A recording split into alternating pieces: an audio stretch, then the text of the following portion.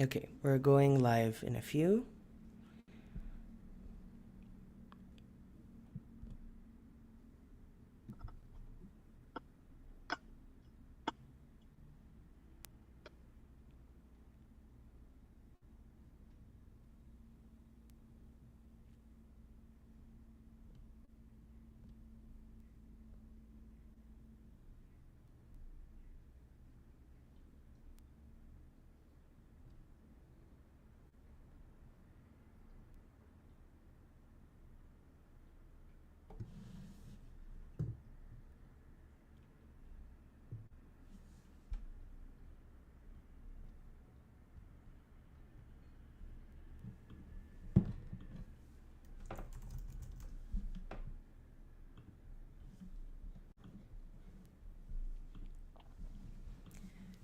Before we begin, I'd like to acknowledge that the Indian Classical Music Society of Vancouver primarily operates on the traditional, ancestral, and unceded territories of the Musqueam, Tsleil-Waututh, Squamish, and Stolo communities. We pay our respects to the sacred land and her people, and acknowledge our privilege to learn, explore, and express our traditional arts here. It brings me great pleasure to welcome you all to the Kalāvāṇī Festival, the start of the festival. Over the past year, our team of volunteers, as well as my students, have been working very hard to put this together. I'd like to thank everyone who has been a part of this initiative in seeing it to fruition as we now get started with what we have collectively been working towards. The Kalāvāṇī Festival is a month-long celebration of the launch of the Indian Classical Music Society of Vancouver's education branch, Kalāvāṇī Institute, with an aim to provide an interdisciplinary and accessible approach to pedagogy. The festival seeks to introduce the Institute to the Greater Vancouver community through professional development, educational, and artistic initiatives. This festival is supported generously by CreativeBC and the City of Vancouver's Vancouver Music Fund Industry Catalyst program. We are extremely thankful as their funding has enabled us to provide all our programming at no charge to the public. I'd love to get right into our event today, which is a speech pathology workshop with Alannah Turner. I've been having issues with my voice for many years, and my ENT specialist recommended me to Alannah, as there didn't seem to be anything, physically out of order with my vocal cords. And I vividly remember my first session with Alannah. She kept noting down something on a piece of paper in front of me throughout the whole hour of the session. And I was wondering, what is she noting down? Because it's obviously not something good. So I was like, what is she writing about? Like, I need to figure out what she's marking down. And at the end of the session, she told me, I think it was about like 20 or so like little marks for every time I cleared my throat. So going, because I was a bit parched that day. And it's also just a habit that many vocalists that I've been around do whenever they're feeling uncomfortable with their voice, uncertain with their voice. So I thought that was, the Band-Aid to whatever I was feeling. And Alannah enlightened me and told me it really isn't. And in fact, it irritates the vocal cords more. So you would have a harder time singing or speaking. So just that one small thing, obviously she's also taught me many other things, but that one small thing also did make a really big difference in how I project my voice and how I'm comfortable with my voice. So I found my time with Alannah to not only be enlightening, but also motivating, because it's really important to get more comfortable with your voice and also know how to tailor it to how you want to sound. Our voice is informed by so many things: our external environment, ingrained habits, how puberty goes for us, the languages we speak, what we eat. All of this becomes a part and part of a unconscious practice in some ways, as our voice is something we use every day and something we're not taught about as we're growing up how to use. So I would love to welcome Alannah Turner on that note, a speech language pathologist and the director of the Provincial Voice Care Resource Program. Welcome, Alannah. Lovely to have you. Hi. Thank you so much for having me. I'm so excited to be here with you all today. What a lovely introduction. I remember making all those marks. I do that for a lot of people. Throat clearing is a lot more common than people think. So I'm just going to share my screen here so that I can get into my presentation. There we go. So today I'm going to talk about voice production and how we use our voices and what goes into producing the beautiful singing that we hear you all performing. So before we get started, I'll just give you a little bit of a background for me. I actually started as a performer myself. I started as an actor, and I trained in both university and also a conservatory classical program. So I had a lot of voice use myself, and I actually had vocal fold nodules and had to go see a speech pathologist for my voice. And I was like, well, this is a way better job. So I want to do this instead of being a performer. So I went back to school, became a speech pathologist, and have been focused on voice the whole time. So currently, as already mentioned, I'm the director of the Provincial Voice Care Resource Program, which runs out of the Vancouver General Hospital.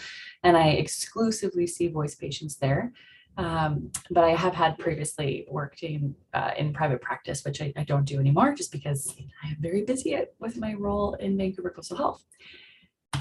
So what I'm hoping to go through today is what is the voice, the anatomy of the voice, how does it work, what is the science behind it? Because something that I've always really loved is the connection between science and art, and where is that medium? And I think being able to understand how you use your voice is an important part of taking care of your voice. It's just like it's your instrument. So just like any other instrument that you take care of, you should have a basic fundamental understanding of what is going on so that you can have the right terminology when you're describing what you're feeling and sensing, but also just to be aware of all of the things that need to happen to make your voice efficient and work well.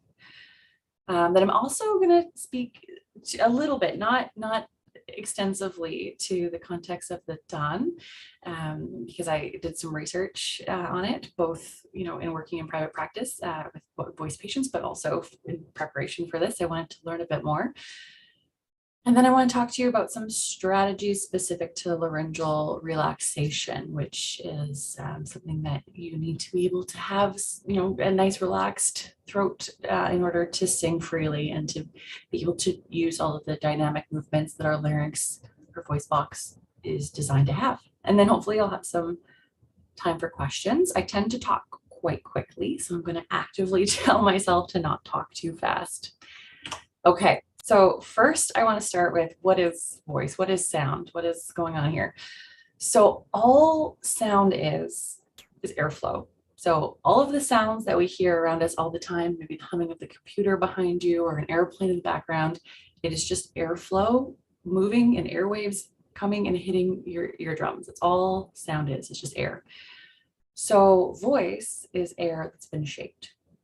And how it comes from your body out to the listeners starts at your diaphragm. So you may have heard at some point, if you've done any singing training that talks about, supporting from the diaphragm, you may have heard that terminology before. What the diaphragm is, it's a dome-shaped muscle that sits beneath your lungs, and it contracts. And when it contracts, it pulls down your lungs. So when your lungs pull down, it creates this negative pressure and the air rushes in. So that's how we inflate our lungs. That's step one. Now, the diaphragm is really interesting because it needs to be able to contract fully in order for you to get a full deep breath in. And I'm sure at some point you've heard the term belly breathing, sometimes yoga breathing or abdominal breathing. What that means is that you are allowing your diaphragm to fully contract. If your diaphragm isn't fully contracting, then it's not going to be pushing down as far. So beneath your diaphragm, beneath that dome-shaped muscle, it's all of your organs, your viscera, you know, if you've got some extra tissue in there, just anything that's in there that you're going to be able to push down on.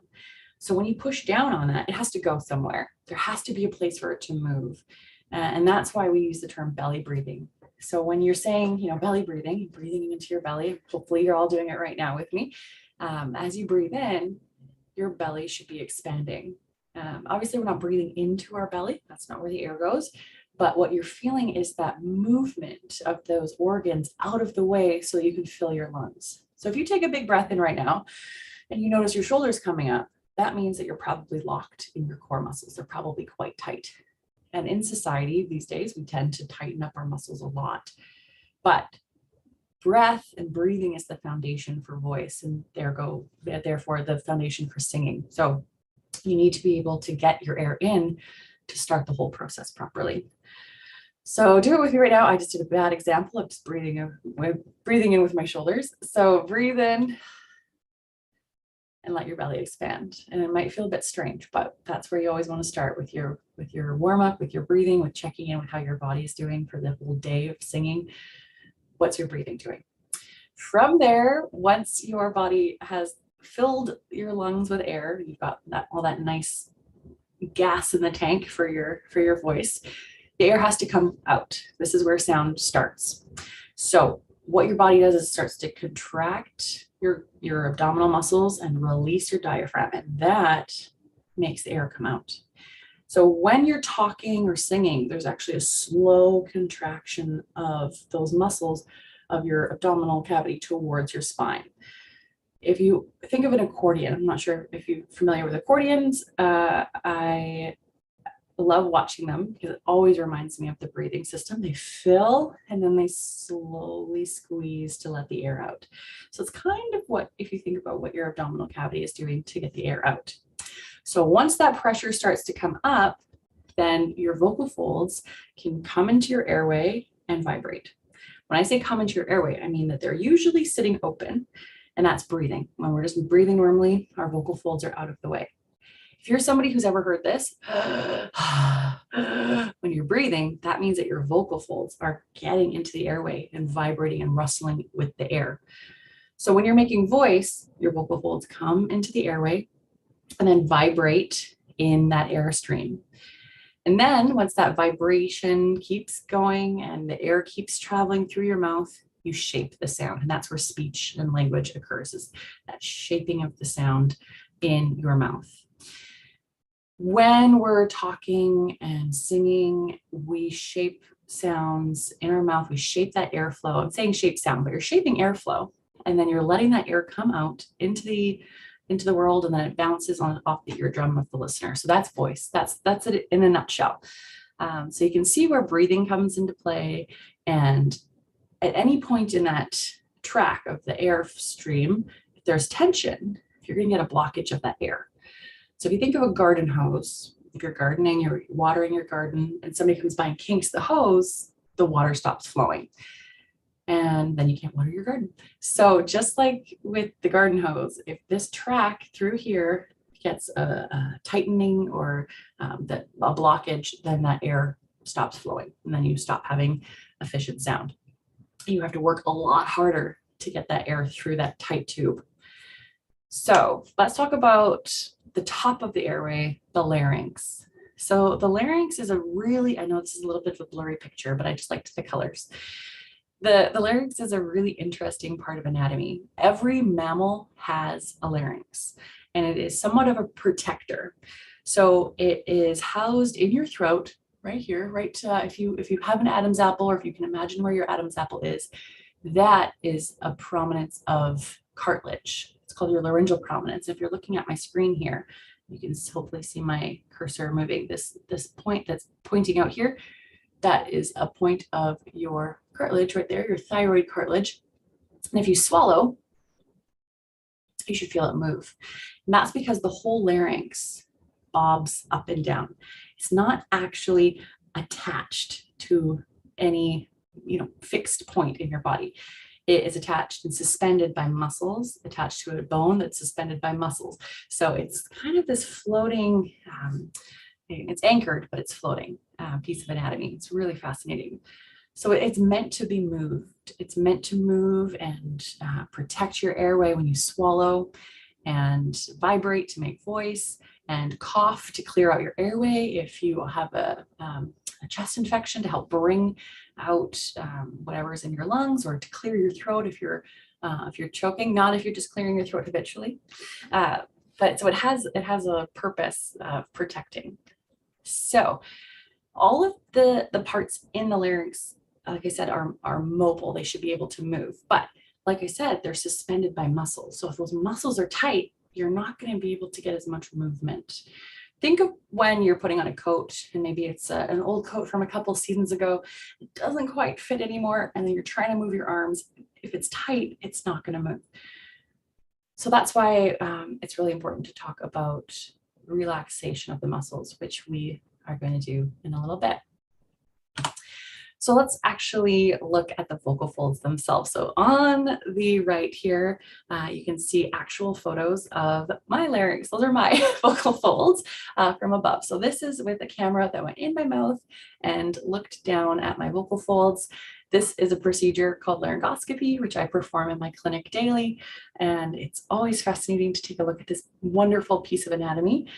I know it can look a little bit alien if you've never looked at one before, but you can see the vocal folds themselves are actually these white strips here. And then the tissue around it that looks kind of bulbous, kind of alien-like, that's cartilage. It's just covered in tissue and skin there. So those open and close. So these are these little balls here. They're called your arytenoids. They're cartilage attached to muscle, and they open and close. And they're what open and close your vocal folds. So you can see in this picture below, they've gone from their open state to the closed state. So the actual muscles themselves, there's lots of things that we can do to change what you're doing with your voice. The main thing is we have a muscle at the back of our vocal folds that closes them, called your lateral cricoarytenoid muscles. And they can tense them, and they can kind of open them gently. So they're very dynamic, movable parts. The actual length of the vocal fold itself through here is 5 layers of tissue. So think of like a cellophane layer with some jello and collagen and then a muscle. That's what your vocal folds are. And that's why we call them folds and not cords, which is something that sometimes people confuse. They say cords, it's kind of the older term that we used to use.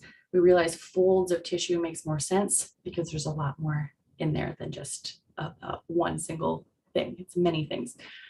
But there is a muscle that runs the length of the vocal fold called your thyroarytenoid muscle. Thyro because it starts at your thyroid cartilage, and then arytenoid because it ends at your arytenoid cartilage.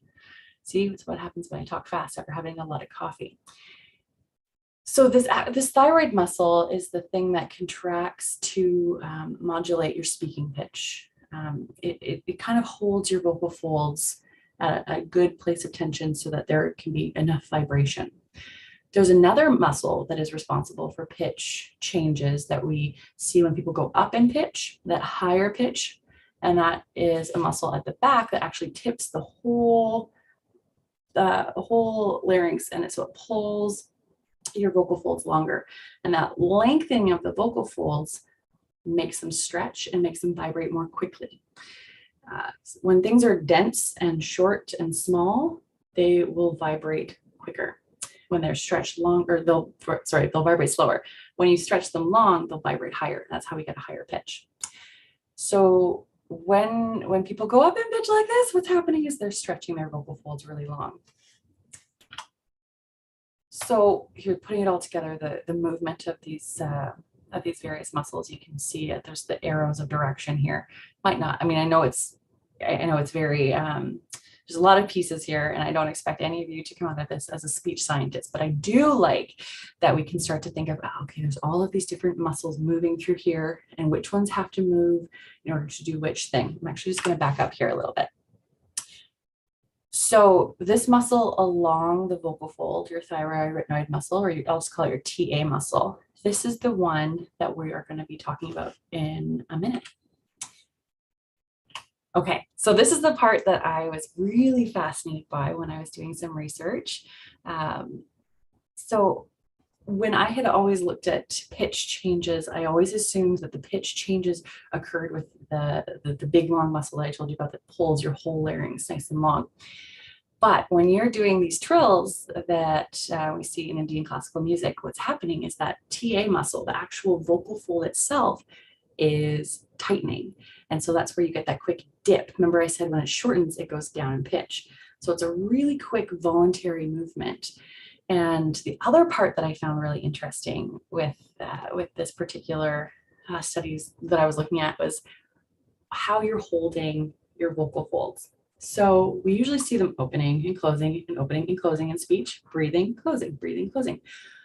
With Indian classical music and specifically this movement, and I apologize if I'm confusing the terms, but this trill that you're doing is a really rapid change in pitch in the actual vocal fold itself.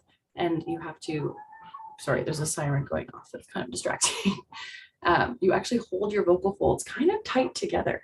So they're not fully compressing, but there is a really tight closure. Remember I said there's just muscles that open and close your vocal folds. These ones are coming together and holding your vocal folds quite close together and quite tight. Which, if you think back to our beach towel analogy, actually, I'm not sure if I told you my beach towel analogy. We were talking about this earlier. I'm going to say it again, just because I don't know that I actually said it in this or if I was just talking about it before. When you're at the beach and it's really windy and you're holding onto a towel, you have to hold onto it really tight because if you don't, it flies away. With your vocal folds, when there's a lot of airflow, if you're really loud, there's lots of air moving through, your vocal folds can get blown apart. So when you're holding your vocal folds quite close together and you increase the air pressure, if you go too loud, you might have a bit of a disruption of that closure. So we were talking before the presentation about whether or not it's difficult for you to do those quick movements loud, because the volume being loud is just an increase of that airflow, more sound. So I was curious, and maybe it's a question that some of you can answer for me, or if you have any thoughts when we talk about, when we ask if there's any questions later, you can weigh in here. I was wondering, is it harder to make those rapid trills loud? Or is it easier to do them loud? Or is it easier to do them if you're quiet or at a comfortable speaking pitch? My hypothesis is that it would actually be a lot harder to do those rapid movements loud because you would possibly blow those vocal folds away from each other. Okay, so here's a saying that I say, and I know that you have heard before. Tension kills vibration. I love this term. Like I said with the jacket analogy, if the muscles are really tight, they're not going to move. So they need to be able to move to be able to vibrate. So we're going to talk a little bit about laryngeal relaxation and warm up. And I'm going to teach you some exercises that you can do to relax and warm up your voice. So the first thing I'm going to show you is something called a cheek puff exercise. And this one is all about making sure that the airflow is continuous without a lot of tension. So first, you're going to puff your cheeks and blow out the air. But you want to make sure your cheeks are staying full the whole time. Next, you're going to add some voice to this, like this. It's going to sound like a foghorn.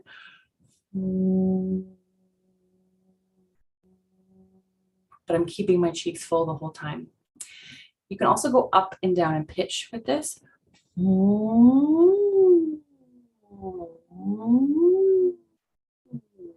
Because what you're doing is you're making sure there's airflow and vocal fold vibration without adding extra tension. We carry a lot of tension all throughout our bodies. You know, if you're somebody who, you know, brings their neck up all the time, or if you just have, if you've got some tight sensations in your throat, it's something that happens for people for various reasons. I see in my practice a lot of people saying, I don't know why I started getting this muscle tension, but I have it. And I always remind them that there are a lot of factors that go into having muscle tension, like stress, reflux, just, if you're very, finding yourself being very emotional at times, that can tense your throat.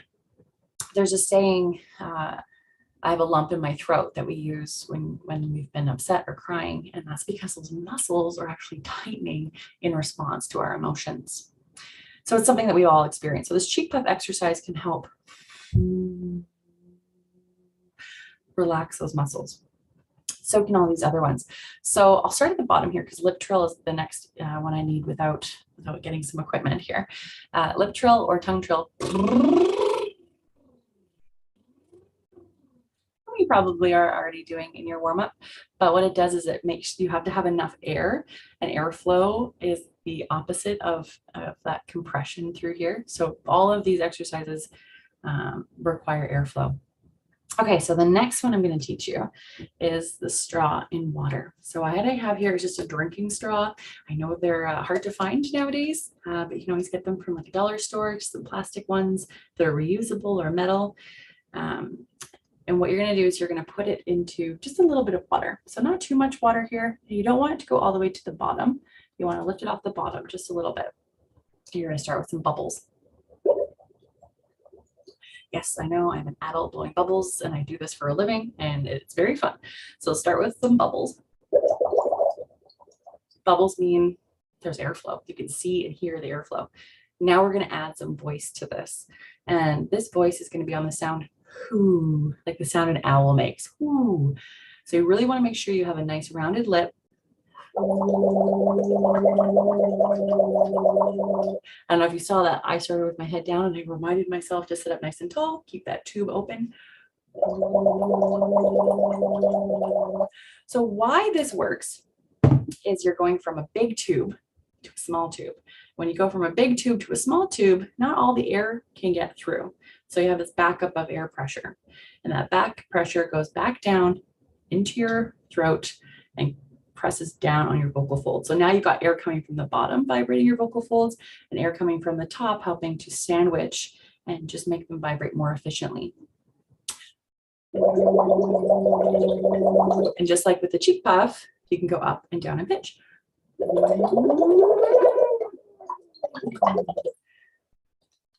can also take the straw out if you don't have water, you don't want to blow bubbles, and just do the same thing with just the straw. So remember, the sound is whoo. And you can hear it kind of sounds like a kazoo. It's got a buzzy feeling right at your lips, and that's what you want.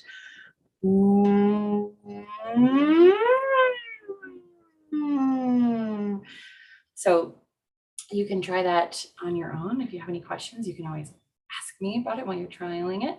But these are a really great warm-up. They set your larynx into a nice relaxed state, so that when you go to do all of those wonderful muscle contractions that is singing, you don't have too many extra muscles coming into play. You have just the ones that you need.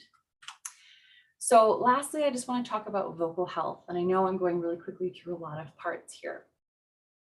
Vocal health is something that, like we were talking about off the top, can really make a big change. So one small change can actually really impact your voice care. So the first is to manage your reflux. Reflux is when stomach acid comes up over and can irritate the tissue in your larynx and in the back of your throat. And managing your reflux can help prevent coughing, throat clearing, muscle tightening. If your throat thinks there's something coming into its airway, like acid, it's going to tighten up. It's going to start to squeeze. So by managing reflux, even if you're not sure if you have reflux, you can always, try to eliminate the things in your diet that really increase reflux. I don't practice what I preach. Coffee is one of the worst things you can have for your voice, but I love it. But the next thing you can always also do is hydrate. So you want to keep your vocal folds well hydrated. And the best way to do that is just drink a lot of water. And there's a saying, hydrate today for tomorrow's voice. So you always want to maintain a level of hydration, but especially if you're going to have a long day of performance, hydrate well the day before so that those tissues have a nice chance to get nice and juicy. Some people use surface hydration, like steam or misting, vocal misting. And I get this question a lot, is one better than the other? They do different things. If you're somebody who has a really sticky secretions and always have a dry mouth, having that steam can be helpful to release if there's any sticky saliva in your throat. Use amplification. So when you are performing, you want to be mindful of how much your voice can project in that space. Every space is different. So consider using amplification when possible. If it's not possible, you want to make sure that you're not pushing your voice to a point where you're going to be pushing against tension. So like I said, if you are ramping up how loud you're trying to be, you're going to have to be holding tighter with those muscles to keep those vocal folds in the airstream, just like the beach towel analogy. So amplification can mean that you don't have to push your voice so hard and potentially strain. Avoid coughing and throat clearing. I wonder why that's on here. This is an exercise that I like to do to stop myself from clearing my throat. I breathe in through my nose. Because when you breathe in through your nose sharply, your vocal folds spring open. It's the opposite of a throat clear or a cough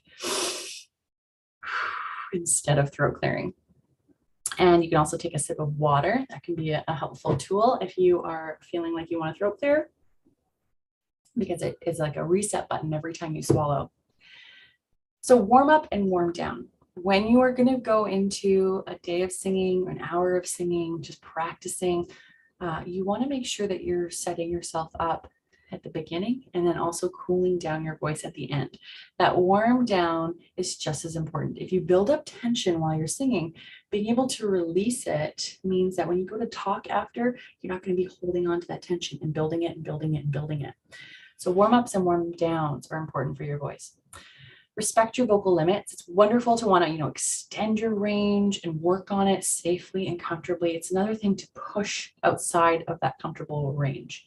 If you're pushing outside of that comfortable range, you're possibly going to be straining your voice. And that strain is usually done with extra muscles and tightening and squeezing and compressing. And all of those things are things that can lead to vocal damage. So pay attention to your vocal limits. Work with a professional on extending them, learning, singing techniques that help you to gently move through your range. Reduce stress. It's easier said than done. I know, especially in this world currently, I think everybody's a little bit stressed out, but reducing your stress can help to relax these muscles. Also, when we're tense and stressed, we tend to squeeze all through our whole bodies, which can affect breathing, which, as we talked about at the beginning, is the foundation for voice, which is why practicing efficient breathing techniques is the next point on this list. So paying attention to that belly breathing. So maybe adding a few minutes of relaxed breathing as part of your warm-up to remind your body how to breathe. Because when you're singing, especially, it's like, racing a car. You want to make sure that everything's tuned up and working in operation before you start to drive it. Avoid smoke and dry environments. This is because those things are irritating to your larynx. And like I said, it's a protector. It's going to want to squeeze and protect. So if you're in these dry, smoky environments, you're going to end up with a tighter, tenser voice. Okay, I know I went through all of that very quickly. So I'm going to stop sharing my screen so I can check to see if there are any questions that are coming in. Oh. Yes, so I'd like to welcome everyone again. If you haven't yet and you have a question on your mind, please type that out in the live chat on the stream, and then I will field it to Alannah. So far, we do have one question, so I'll ask that while we wait for the others. So how deep should one breathe to produce singing sound? One could breathe in deep and lock the breath and then run out of breath quickly. Should one not breathe in so deep as to lock the breath? Oh, that's a great question. Thank you for asking it. Yes, when you breathe in and you fill your lungs and then you try to sing, there's so much air pressure. If you let it all out, obviously it's going to kind of like, kind of all rushes out. So when you're singing breathing, you want to make sure that you have enough air to sustain however long the phrase is. The other thing is that you can kind of start to release the valve a little bit. So you don't have to breathe in fully and then start singing. You can breathe in and then go into the sound. So I'm releasing a little bit of the air and then going into voice. How deep you should breathe and how much air you should be moving in. Really, when you're practicing those deep breathing techniques, that's just to wake up that diaphragm and remind it how it's supposed to work.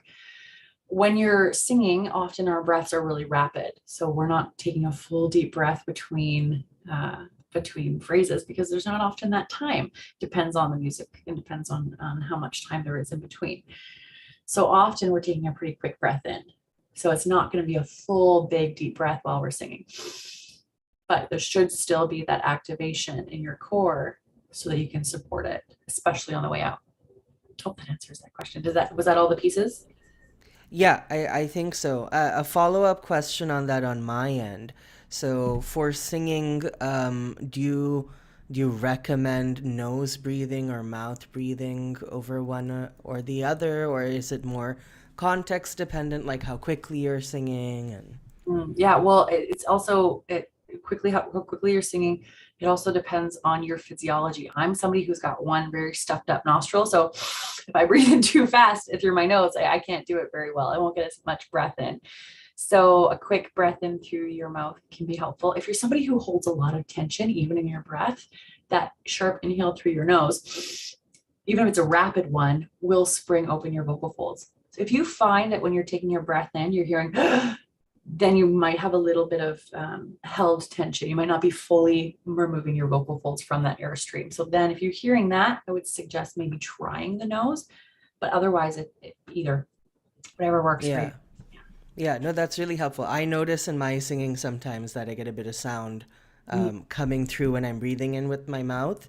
So, yeah, I'll check out nose breathing a bit more then. Some more questions have popped up. So, how much time should we spend warming up before a performance and then cooling down after a performance? Beautiful question.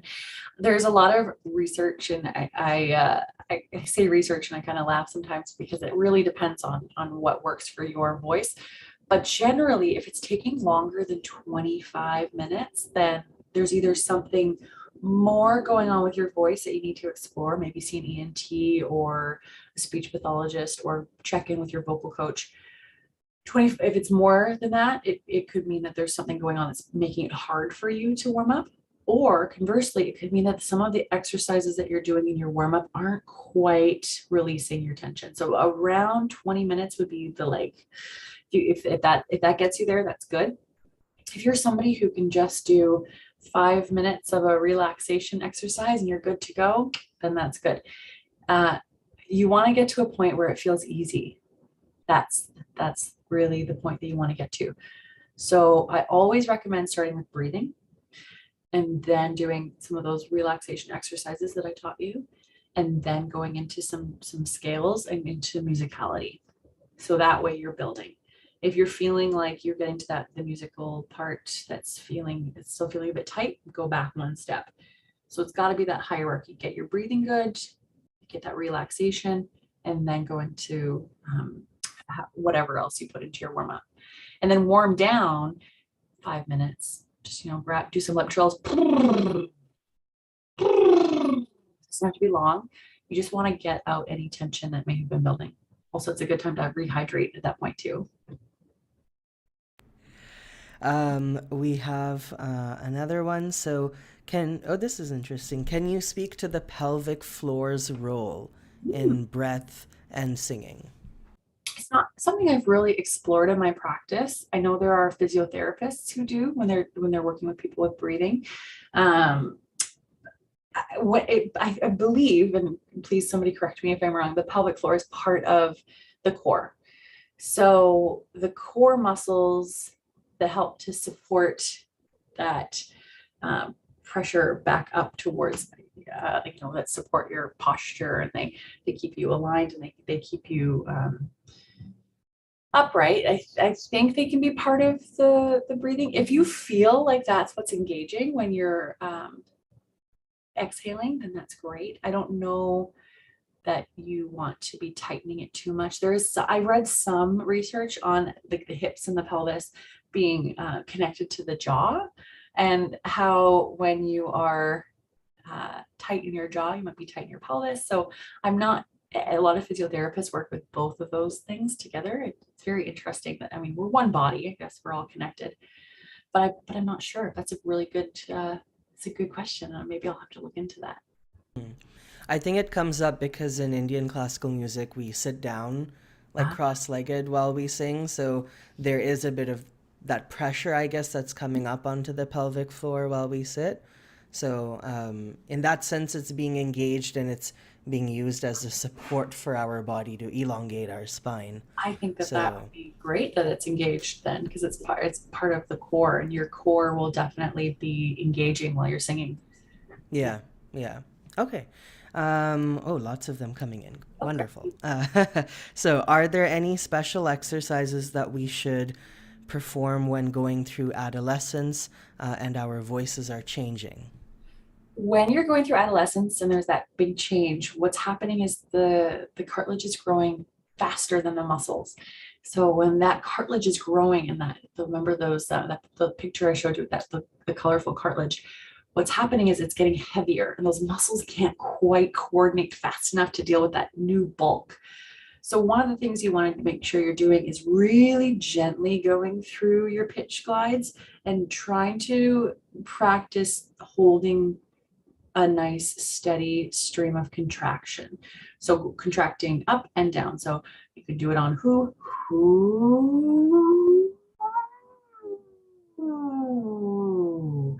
and that's going to be hard because there's a certain point where your vocal folds have to engage those other muscles that tip. And when they start to tip, if it's really heavy, it's going to tip. So practicing that really slow glide can help to build up strength in those muscles. But don't be alarmed if there are voice breaks. It's going to happen, and it's normal. And it's just because it's growing fast. It's nothing that you're doing wrong. So building up those muscles slowly, they will right themselves. They'll learn to get stronger. But just be aware that when you're going up and down in pitch, it might be a bit trickier. But otherwise, it's a normal thing.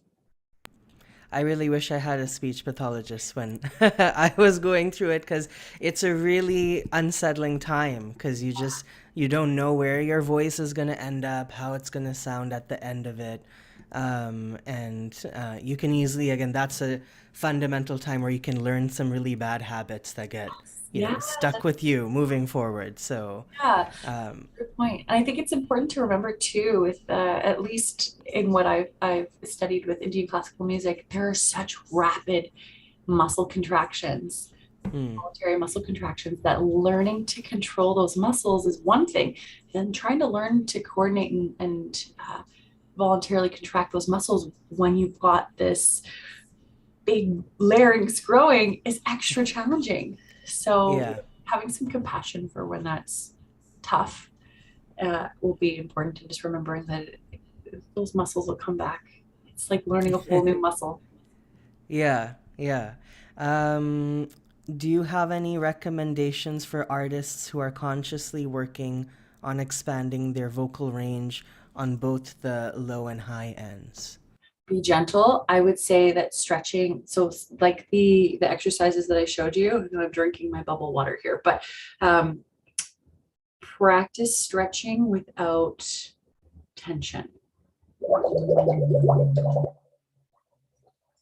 because you can't really have tension and vibration at the same time. So gently stretching through it can be helpful, and making sure that you're not getting to a point where it hurts. If it ever hurts or you feel like there's no airflow, that means that you just introduce strain instead of stretch. Yeah, I think one of the biggest things that I've taken away in my sessions with you is really listening to your own body and learning what is truly comfortable for you and what isn't, Yeah. and maneuvering around those expectations on yourself. Because sometimes we're just so focused on trying to reach a certain goal as a singer that we don't take that extra time to really feel through those motions. So I really appreciated that whenever we were trying something together, your follow-up would always be, okay, what does this make you think about, or how does it make you feel? And then trying to come up with analogies too about your own voice and about how it moves, or how you want it to move. And the voice is so, well, I know I'm a voice nerd, but it's so cool. And it changes throughout our whole lives. And Hmm. it goes on a journey. So it's never going to be the same every day. It's never going to, I mean, more or less it can be, but it's going to change and it's going to grow and it's going to be impacted by your environment and all of the things that we were talking about with the food that you eat. So it's going to change, Hmm. and being able to check in with it and have goals, but not expectations. I think it's really important, especially Yeah. if you're thinking about pitch range too. It is where it is today. It might be able to go another place, but you kind of have to go with it. Can't force it. Yeah. Yeah, and it's always that long running practice of being patient with it, letting it just go on its own and develop, as long as you're just trying your best Yeah, without, I always again, say, huh, expectation. where is it today? Huh, oh, interesting. Trying to learn to adopt that. Oh, I'm just Yeah, observing it. just observing. Yeah. Yeah. Um, so, what effects do alankars have on the vocal muscles? How do they help mold one's voice? So, for your reference, Alana, an alankar is kind of just like a note pattern, like a note exercise pattern. So, doing permutations of notes as a practice. So, like if you were to do like do, re, mi, fa, sol, la, ti, do, like doing something like that in succession to train yourself. Yeah, I think whenever you're doing something, and we worked on this a little bit, where if you're doing a specific rapid sound change, uh, you want to make sure you practice it because you want to make sure that you can do it easily and teach those muscles to go through those different settings. Kind of like a trombone. You know if you know trombone, where it's got these little movements where it has to get right to that right place, and you have to practice going from here to here to here to here to here to here. So like those really rapid movements. Can you maybe read me the question again? Make sure I Yeah, I think you answered that really well. So yeah, the question was, what effects do those kinds of exercises have on the vocal cords? Okay. So I think I would add to that that it's kind of like those kinds of note exercises are where like cognition and vocal application kind of meet. So it's about understanding how to maintain your vocal application properly while you're singing something that'll more practically apply to the context of the music form that you're practicing, and getting the note placements right, and also holding them with resonance, making sure you're not putting too much air pressure. Yeah, and then it's kind of like also like riding a bike where you just have to put it all together. And the more Yeah. you put it together, the easier it gets. And we can break down the component parts and nerd out on it and go, okay, well then this moved to here, then to here, and what was I doing, and how was my breath, and what was my posture? But that's too much for your brain sometimes. Sometimes it's good to just let go and practice them over and over and go, oh, that one felt good. Okay, do that again. Oh, that one felt better. Oh, okay, what did I do differently? So that you can kind of clock it, but just work through them and Yeah. Yeah. do what feels easiest. And I think we have one more. Thank you, Alana. This comes from Nelly, who asked about the pelvic floor. So, can you review? Vocal folds are made up of cartilage, collagen, muscles, and skin. So the actual vocal folds themselves it's 5 layers. So there's an epithelial layer, which is like a one cell layer thick outer, kind of think, like I said, like cellophane, like really thin, basically see through. Beneath that, you've got collagen, elastin, that makes up the vocal fold ligament. So that's that stretchy, squishy part. And then you've got the muscle, the thyroid, the TA muscle. So that muscle runs the length between two different cartilages. So the actual vocal fold itself doesn't have anything hard in it. It's soft and squishy and mobile. And the cartilages are the things that it attaches to so that it can stretch. So those cartilages are the points that move. The vocal folds themselves are this squishy, 5-layer thick, wonderful part of the anatomy. Well, wonderful. I think that brings us to the end of all our questions in the session today. Alannah, thank you so much. I always learn something new whenever we discuss and we have a meeting, and I think this is something that I'm actually currently studying an ancient Indian musicological text called Naradiya Shiksha. So in there, I've started to learn how, these ancient musicologists who kind of helped form the music forms that we practice today, how they thought about sound, and how they thought about different notes being felt or resonating in different areas of the body. And it was just interesting to then see a lot of these ancient ideas also found within my sessions with you. I've always felt there's a big disconnect now in Indian classical music with things like resonance, with really feeling where the sound is moving. It is there in some practice, but by large, it has been disconnected from where I think it was previously, at least from what I've been reading. And it's really wonderful. It's wonderful and important for as vocal practitioners for us to truly get to know ourselves better and understand really what's happening when we're trying to produce sound, especially today with your research on TAANs. Like I told you before we got into the session, that I've always wondered what exactly happens, because it's not like you can really feel precisely what's going on in your throat, and unless you put a camera in or something, you're not really going to know what's happening.